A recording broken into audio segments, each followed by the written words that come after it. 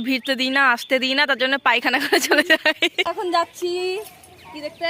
আম গাছ দেখতে। কি দেখতে? দেখতে আম দেখতে। আম, হ্যাঁ আম দেখতে। এটা আম ধরছে রে গাছে কত।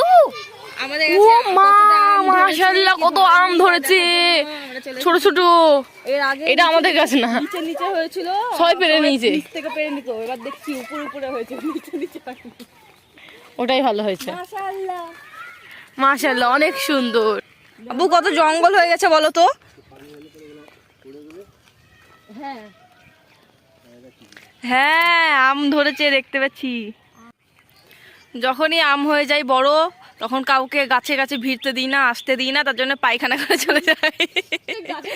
হিংসা করে পায়খানা করে চলে যায়। বল রিয়া। গাছের গোড়াতে আগের বার দেখছি যে কি গন্ধ রে, দেখছি আগের বার গাছের গোড়াতেই একদম গোড়ায় উঠতে পায়ে লাগে পটি করে রেখে দিয়েছে।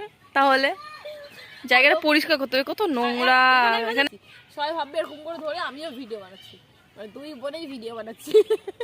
চল